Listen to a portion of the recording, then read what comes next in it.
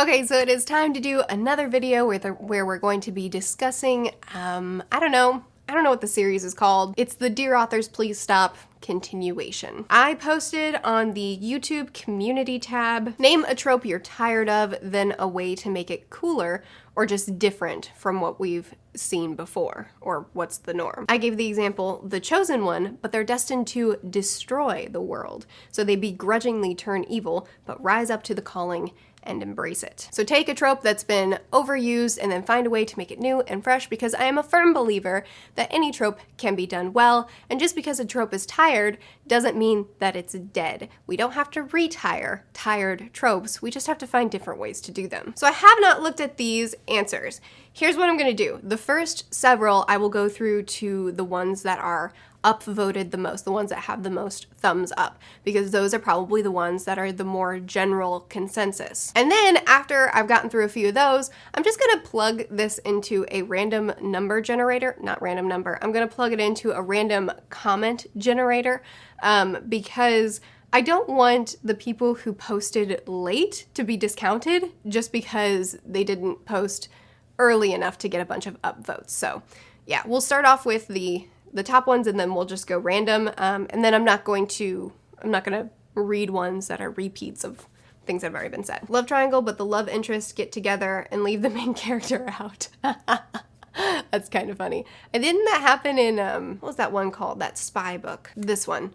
I don't think it had good reviews, but I do think it happened in that book. This is probably not what you considered a trope, but I do get tired of reading stories with a chosen one that is very obvious that the chosen one is the main character. What if we had a story where the main character's best friend or relative be the true chosen one, and we realize that in the middle of the story? This can make it really interesting relationship between them depending on how the main character thinks. Ooh, okay, so essentially you want a side character to be the chosen one, and we are following a side character. I think the rest of us just live there. I'm pretty sure we follow side characters in that one, but I do like this concept, and I would definitely like to see that executed more. I know people will argue, but it won't be interesting if you're not following the chosen one, but I disagree, because it would be interesting to just see something fresh.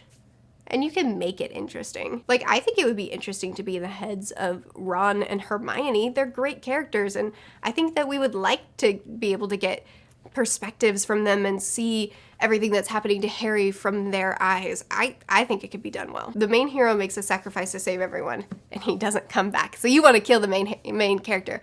That has happened in a few books that I've read. I shan't say which, because that would definitely be a spoiler, but they're out there, and I like that too. All right, I'm gonna do the random number generator now, because now we're into the hundreds. The evil empire versus good rebels. Take a story where the hero, who is with the rebels, learns that the evil empire is actually quite good and has helped a lot of people, and the good rebels are actually extremists who have caused a lot of destruction, and we've seen in the story. Have it be a huge realization for the hero that they're not on the right side. I've thought about this one too, and I feel like I've seen that done a couple times. It's definitely something that dystopians have played with a lot, but I know what you're saying, and it's not just your typical dystopian story, or like Arch Enemies did something kind of similar to that, but actually go all out where the hero is with the good guys and he's so deep, and then he realizes, or she realizes, wow, this is awful, and then has to join the bad guys, and it's like this big paradox shift. I've seen that touched on, but I agree with you. I think it would be cool to see a book really go hard on that one. Zombie apocalypse book where we constantly switch main characters because they all die. Yes, that sounds amazing. I love high stakes books, and when nobody dies, or only the side character that wasn't that important dies, it's not high stakes, and I'm not scared when the big scenes happen. But having a full cast, kind of like Game of Thrones style, where you have a full cast and you just genuinely don't know who's gonna live and who's not, because the books are so brutal. But with zombies, yes. Love triangles suck. So not classy, and honestly just make being indecisive into something serious cute. Why not just have both? Is really dumb. Would love to see two people on the other end of the triangle be like, I have more respect for myself than this, and both leave the person being dumb. I love that. I love that idea that the two people who are fighting over the one And then the one is like, I'll just date them both and cheat on them both while I decide. And then the two people are like, I'm worth more than this. I respect myself more than this. And then they both just bail, and then the one is left alone. Yes. Yes and yes. I think I commented this on one of your other videos, but I'm tired of the strong female characters having to forsake their femininity. Let's have some princesses who hide daggers in their ball gowns, but they still love wearing ball gowns. Yes. I think Vin from the Mistborn trilogy is a good example of someone who has a good balance of being so good at fighting and brutal, but then she also actually enjoys the other side of that. But I think that we could even lean into it more, and I agree. We've talked about this in a few of my other videos like this, so I won't harp on it too long, but agreed. A chosen one who everyone hates, but he's undeniably needed to save the world, so everyone's forced to work with him. Oh, so let's combine this with the side character one where we don't follow the main character, the chosen one, we follow a side character and watch that happen. Let's combine these two. And let's follow a side character who's having to follow and support the main character who's ridiculously annoying, like John Smith level annoying, not Disney John Smith, real John Smith. Like they throw him in the barracks throughout their journey to the new world because they're so annoyed by him and they don't want to hear from him anymore. That level of annoying. Ooh, somebody write this book. Let's follow a side character who is forced to follow the chosen one because they're the chosen one and you have to follow them, but they suck and they're so annoying and really bad at what they do. And then the supporting characters have to pull a lot of weight because of it, but they're still the chosen one and they're still credited with saving the world. Somebody write that book. Resurrection trope. Character dies and is brought back to life, but their body is still deceased and immobile. That's a horror that I would read. Like stuck in your body, fully cognizant, but you're rotting. Yes. Instead of someone in the real world discovering that they have some sort of power, someone living in a magical world discovering that they don't. You want to follow a squib. And honestly, I'd be down for that. Insta-love. But halfway through the story, it comes to light that the characters had been put under a curse or love potion, and now the effects are lifted, but the characters are conflicted by what they thought they felt and how they feel now, and if it's still affected by the potion curse, like waking up from a realistic dream where you were in love with a friend and now you see them different. I could get on board with this. Insta-love is a tough sell for me, but if you can make insta-love, I've seen insta-love, but the twist is that they knew each other in another life, and so they were destined to come together again in this life or something like that, and it's not great. But insta-love, but the twist is that they didn't choose this love, and now the spell or the curse or the trance has been broken, and they realize, I don't want to be with you. I dig that. I would read that book. Love triangle, but ends up in a polyamorous relationship.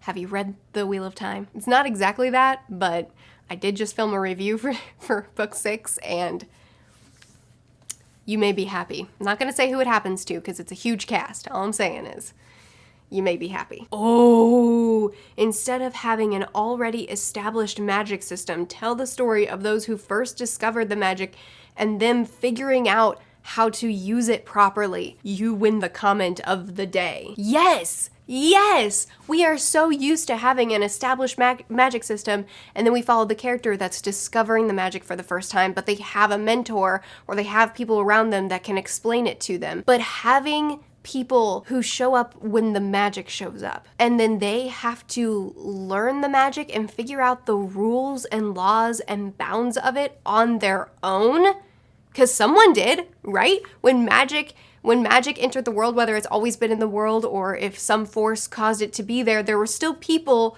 that had no one mentoring them, that had to figure it out on their own, and following that story, those people having to play with the magic and having to do really risky things to figure out, is this gonna kill me? Is this gonna blow up the earth? Or is it just gonna make me fly? Yeah. Or like trying a bunch of stuff and nothing works.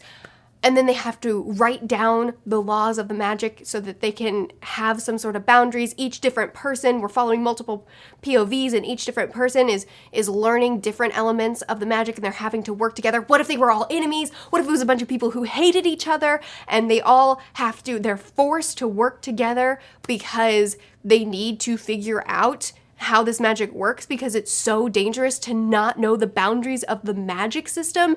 And so they're forced to come together and work together to figure out this magic system, but they're constantly bickering and fighting as they do it because they don't like each other. Someone write that book! Man, okay. You win this video. Congratulations. I don't know what your prize is, but write that book. That's your prize. Write that book. I love it. I'm gonna have a hard time continuing on with this video now because that's the best thing that's ever been invented. I don't want to play anymore. I just want to read that book. I want to quit filming videos and read that book. A love triangle, except they're all assassins who are really just trying to kill one another but must put on the pretense to maintain their covers. Also, none of them are aware the other two are assassins. You just made love triangles sound really good. Someone write that book now. Wow, I'm so glad I didn't quit after the last one. You get second place. I love it. Like a Mr. and Mrs. Smith sort of thing, except that they don't fall back in love. They actually just don't care about each other, and they keep up the pretenses the whole time as they're trying to like secretly poison each other or something like that. And then finally it all comes to a head and they have this epic battle and two of them die and one survives. Write that book. Write that book. I want it. I want it. Resurrection, but make it so when the character comes back, they're different. Or use necromancy, and they're basically a mind-controlled zombie and can still decay slightly while under the necromancer's control. Ah! I want to read that book. That at first sounded a little bit like Pet Sematary by Stephen King, which is one of the best books that I've read this year. Yeah, write that book. Man, we're getting some good ones. See, that's the beauty of the random comment generator, because these are like, that had 13 upvotes. Oh my goodness. Okay, we have 3 books that we need to write starting today. I hope you guys are taking notes. Okay, I'm just gonna do one more because I don't want this video to be forever long. Ooh, The Chosen One. But he or she dies and his or her friends fulfill the prophecy themselves. So my headcanon is that when Harry Potter, hang on, spoilers. Spoiler alert for Harry Potter book 7. Jump to this timestamp if you don't want it. My headcanon is that Harry Potter, when he's killed in book 7, instead of going to that weird limbo place and then coming back to life and then saving the day, I want him to actually die, and that kills the Horcrux within him, and then that's the end, like that's the consequence. And then Neville, who is the other chosen one and could easily fulfill the prophecy, he does the Nagini thing and then kills Voldy, because I know a lot of people don't like that headcanon, and whatever, live your life, this is mine. I love it so much because Neville, he has a great arc throughout the series, but I feel like his arc it would be complete if he went from the bumbling almost squib that gets blamed for everything and the poor little kid rises up to be the true chosen one, but way more flawed than Harry. Harry's flawed, but he's also ridiculously good at things ridiculously quickly, quite frequently, whereas Neville really has to fight for it.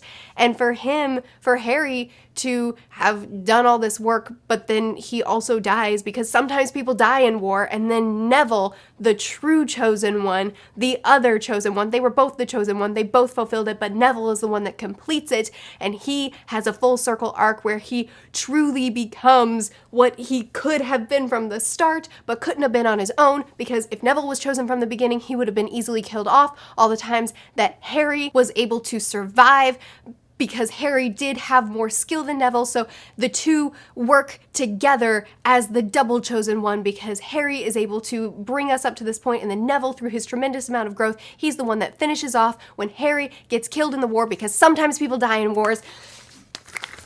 That's my headcanon. I got cut off because I ranted too long, but the point is, yes. Well, that's a good place to end it. I'm glad that's where I stopped. As always, keep in mind, I am a reader, not a writer. So these videos are not meant to be an attack on authors or me even giving advice. It's just, the point is readers talking to readers about what we like and don't like and what we'd like to see. This time we talked about some cool ways that we'd like to see tropes done differently. If you want to know more cool ways to see tropes done differently, check out that community post because there were a ton of posts and I'm sure a lot of them are good. If you have more tropes that you have ideas about how they could be done differently, if you want to chat more about the ones in this video that you liked the most, be sure to chat with me more in the comments. I post videos every Sunday, Tuesday, Thursday, and Saturday. I'll see you guys again soon. Bye.